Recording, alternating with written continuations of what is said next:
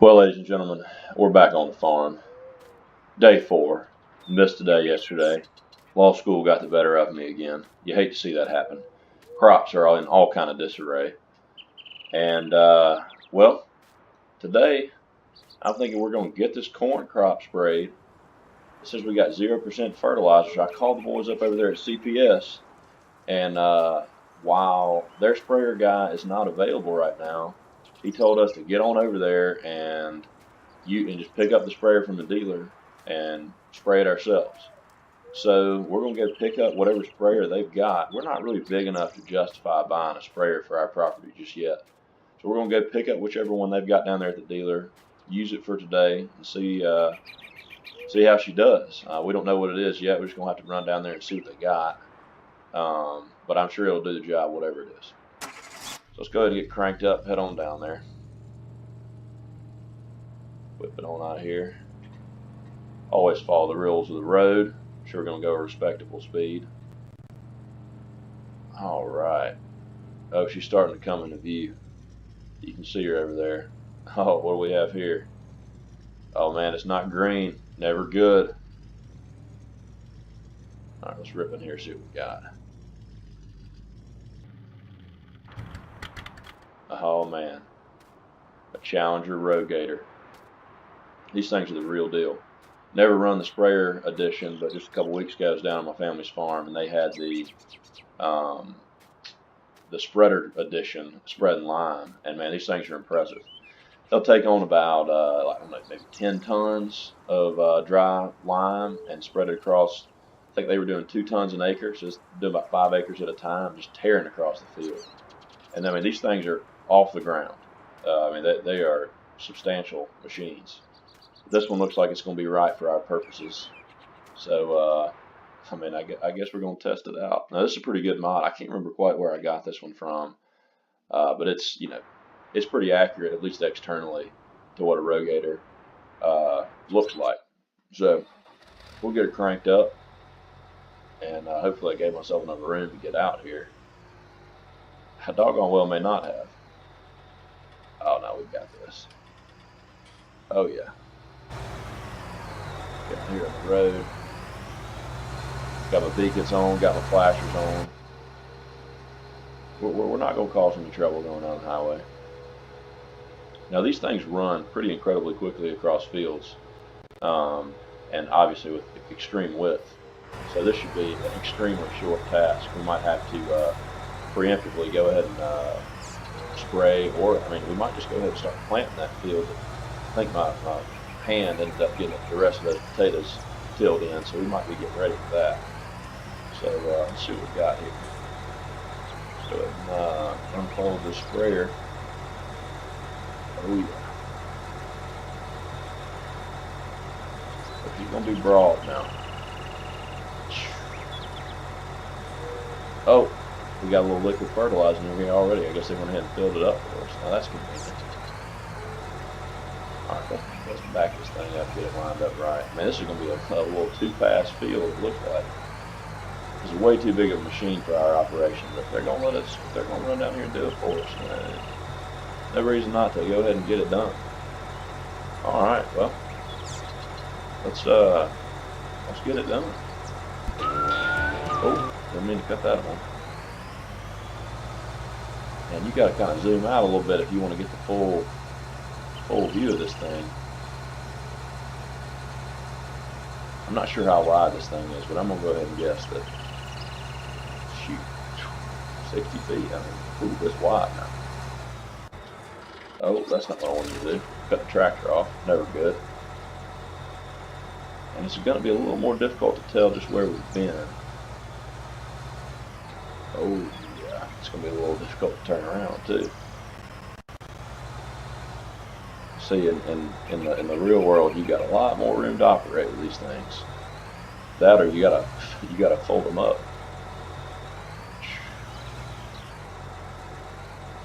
Man. That's what we might have to do, boys and girls. I'm not gonna lie to you. Oh shit. Excuse me. Oh man, I wonder if we can raise. We're gonna have to fold it up.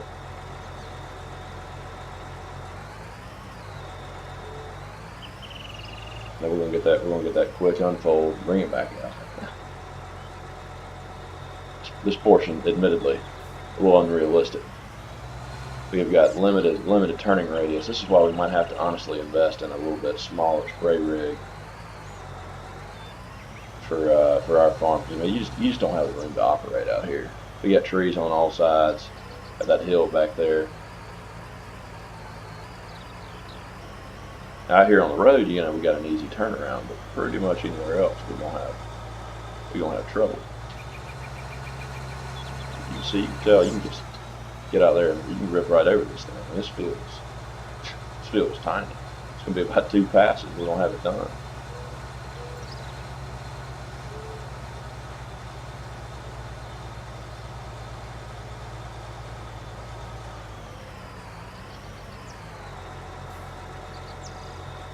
All right. Well, there we go. 2 passes, and the Rogator's pretty much got the job done for us. So I guess we'll run on down back to the dealership with this, because the cotton is not quite ready and it doesn't need any fertilizer. And then our field over there is just barren. It might need some lime, but I don't think that it needs any fertilizer.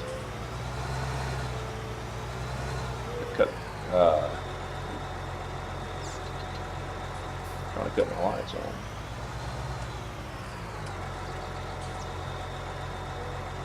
Alright, here we go.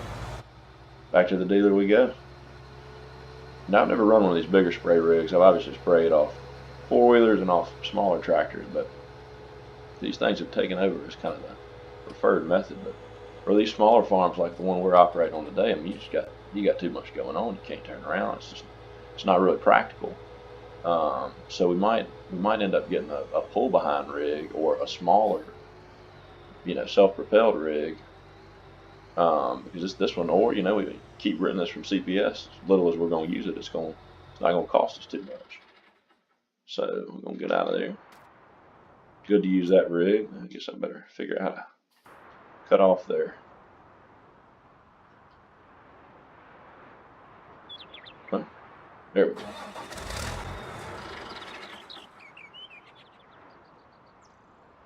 Okay, well there we go. Cut off those flashing lights, and I guess let's head back and might as well get ready to plant. That took less time than I anticipated. Oh man. So that corn gonna be growing a little quicker now. We're gonna have to run back down here to the dealer and get a well no, we already have a corn head. We don't have a bean head.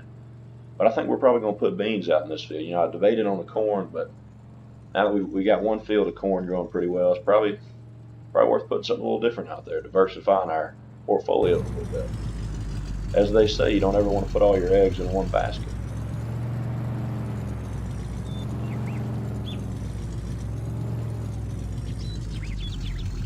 Okay. Drop the Ford off. Oh yeah, we've already got us a corn head, bean header we're missing. All right, 7810 it is.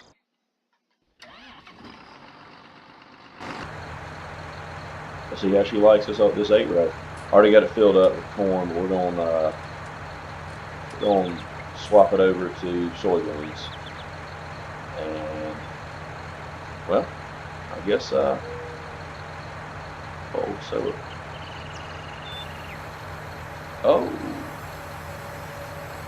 this is a hydraulically controlled. I'll be darned, I did not see that. I did not realize that was the case. That makes things a little easier on us.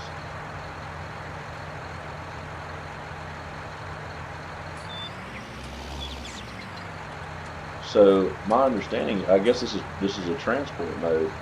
It puts a little less strain on the machine. But I tell you what, it is not letting me lift this thing up. Huh. Let's unfold this. Bring it out here and see what it lets me do.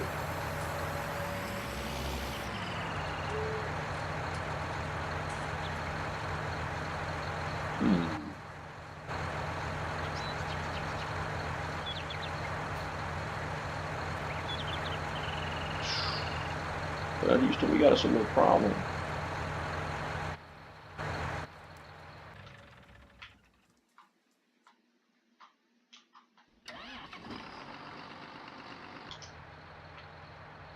It's letting us fold, but it's not letting us lift. How can I swap over?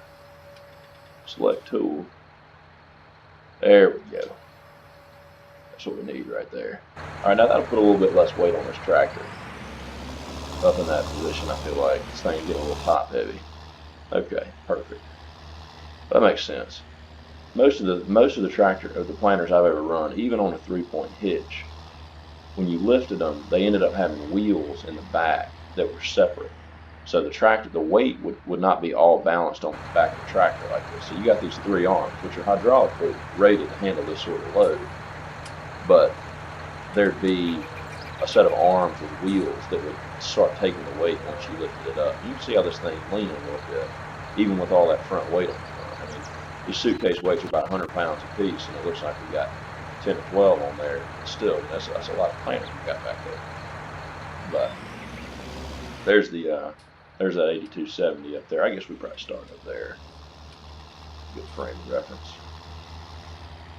Go ahead and move him out of the field. Had the hand finish up that job the other day. Let me tell you, it was a chore getting all that out of there now. Good. Crank this bad boy up. Good.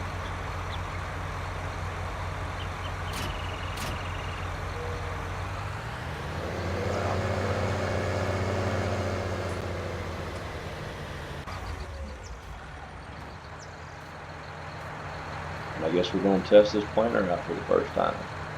Now what I do like about these planters in this game is they have row markers that are like working, functional row markers.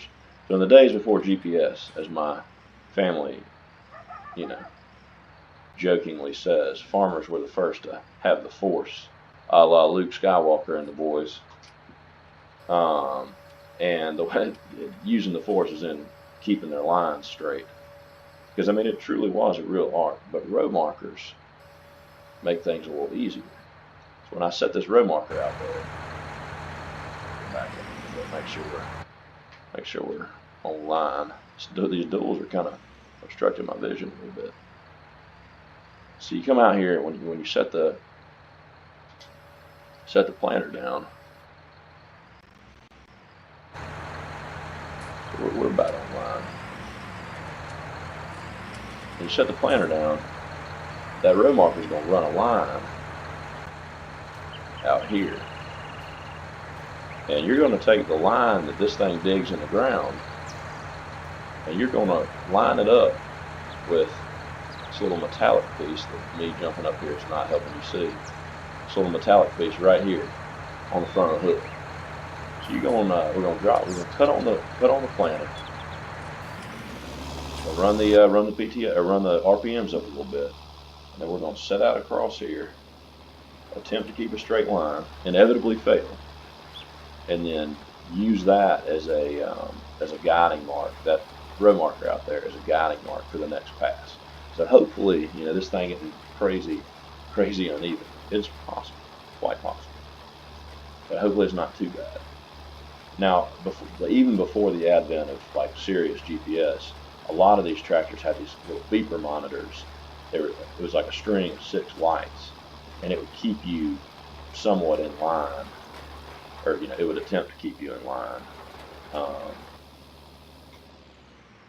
And that was pretty helpful. I mean, even before GPS, that had more or less obviated the need for it. So, okay, let's see to the degree with which we can safely follow this line I drew. I'm going to go ahead and guess probably not too safely. Probably a little crooked, but it's going to be better than nothing. So you can tell right there where I got off a little bit, but the line's a little faint.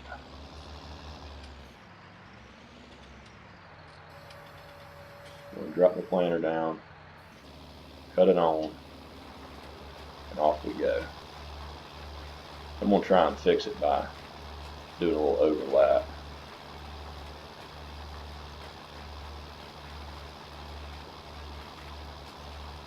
Hopefully this will get it most of what we need. But, if not, It'll line up pretty close. And as you can see, guys, I'm a complete idiot because I'm running my road marker on the other side, probably digging up my crops, which that's embarrassing. But you know, we all sin and fall short. So we'll see. I mean, we'll see when I bring back that other side. I'm gonna guarantee you right now, that's gonna mess up our crops. Well, farming is full of mistakes. There's one of them for you. There's about to be another one when I run into this list. So we come back through here. Now we're going to demonstrate the sweet, sweet power of GPS as we hire working people.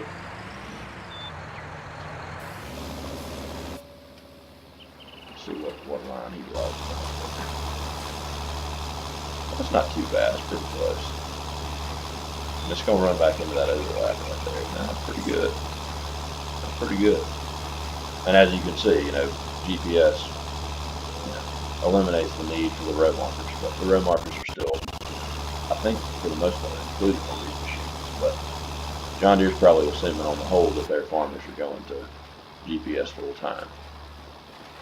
So it looks like 9 miles an hour, probably running in, can't quite tell what gear that is. He's going to spin it around.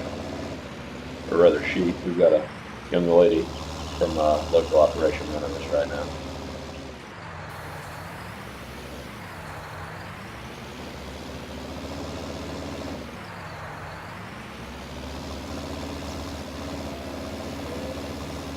She seems to be having significant trouble.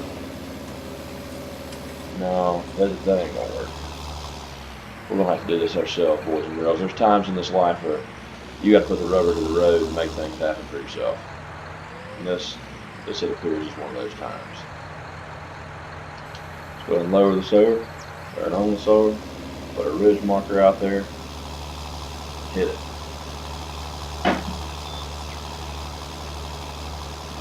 So you can tell that the part of this game that I do enjoy is the realisticness. I mean, when you cut on that planter and your tractor starts running more power. And with a planter now, I'm not exactly sure of that. I mean, when I'm going across the field, I'm running, full throttle. Always have. You pick the gear and you open the motor up, get that power. It's not quite like a car, but it is pretty realistic, especially with the PTO in this game. You're running a power takeoff operated implement like a push hog. There are certain RPM ranges that are appropriate for those machines. So that's why you see the tractor RPM increase when you do those. That's, I think, probably, I think that's pretty good. That's realistic portion of the game. Okay, now let's line up on our line here and see if that doesn't help us. And this time we're going to try not to screw this up. Go to the other side. Come in here. Drop that down. See if we can't stay on line.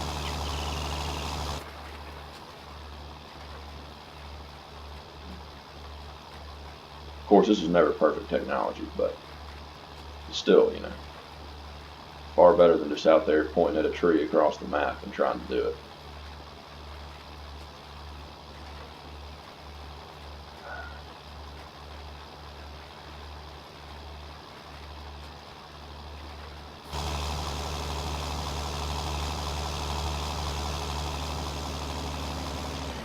And of course, when you get good, you're just down here, you're whipping around the end of the road.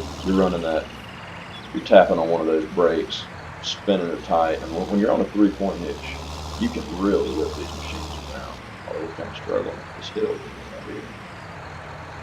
I've got to keep reminding me too now about my road marker, so I don't get to tearing up my own crops again.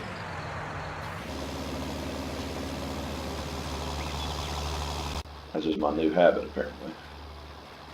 Alright, off we go. So it looks like we're running about 1800 RPMs if that's accurate. And that's probably pretty reasonable. May not be actually, it doesn't look like it's changing. But the little RPM gauge is changing. Oh. Okay.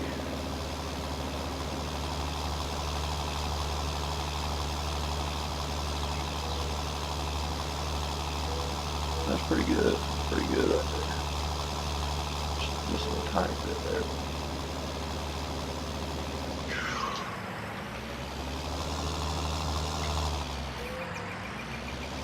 Like I said, ideally, you know, you're tapping one of those brakes, you're making a turn extremely sharply, and you're not even having backup. You're doing this as efficiently as you could be. But of course, here I am, rookie farm sim operator, the new 7810 that I've just yet to use all that much, so I got to get used to it now. Now these 7000 series have all the gauges right there in front of you, which is nice, but the newer, bigger equipment, what in the world? Oh man, out of fertilize. Well, that's a doggone problem.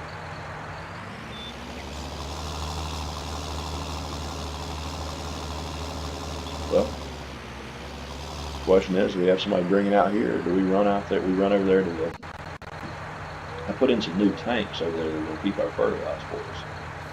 So I guess that's the proper answer, is to go grab us some fertilizer.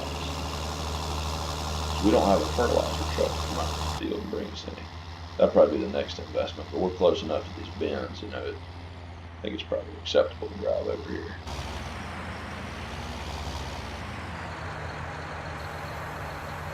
And it's going to be solid fertilizer, so probably right here.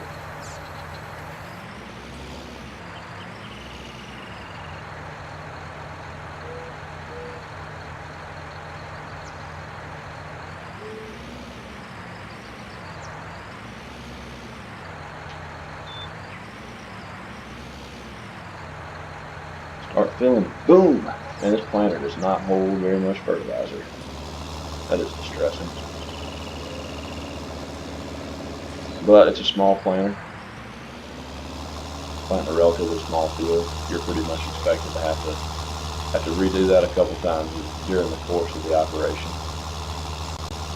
But we're going to have to invest in something to get this done easier.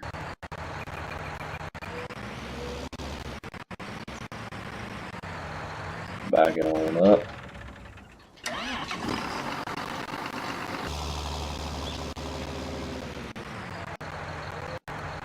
Select implement. Drop that down. Hit it again. There we go, boys and girls. Back at it. Not too long of a trip off the beaten path. Well, like I was saying before I left, though, we've got these gauges up here on kind of this middle console. The new ones, the new bigger tractors, and even the smaller tractors on the higher end, they all have their gauges on that corner pod, which is kind of the optimal place to have it apparently from a visibility standpoint. But these older tractors have still got it like this, and I have neglected to put my road marker down on the way back, so we're going to have to use the force, as they say.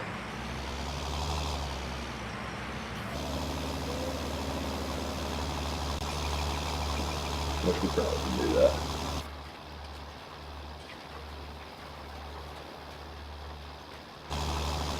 Until we get back to that road. Oh, there we go. We're already back on.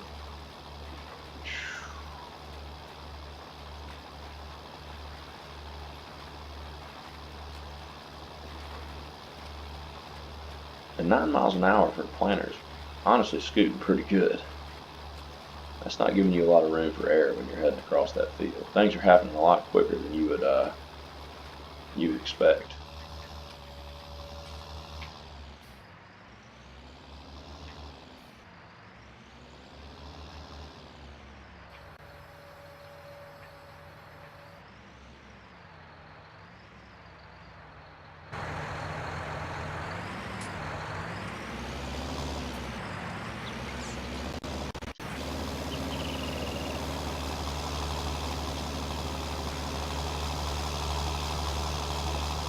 Well, boys and girls, I'm probably going to set a little worker on us here in a minute, and we'll probably holler at y'all later, but just figured I'd hop back on here tonight. Week's getting a little bit busier, but needed to get some planting done, put some beans out, and get that spraying done over there on that cornfield.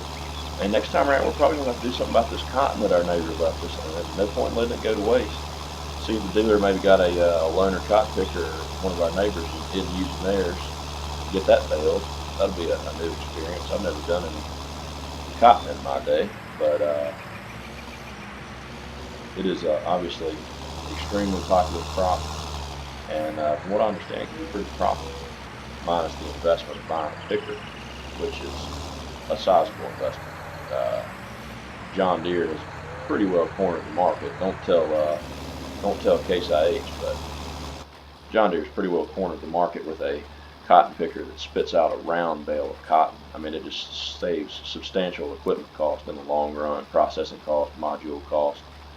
But the machines are prohibitively expensive. They're like $750,000, and that made cotton farming arguably more efficient, but pretty darn expensive. So mixed feelings about that.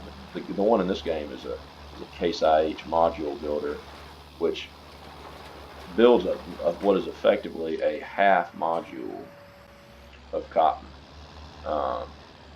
But that's a conversation for another video. I'm gonna go ahead and set somebody on this right here, and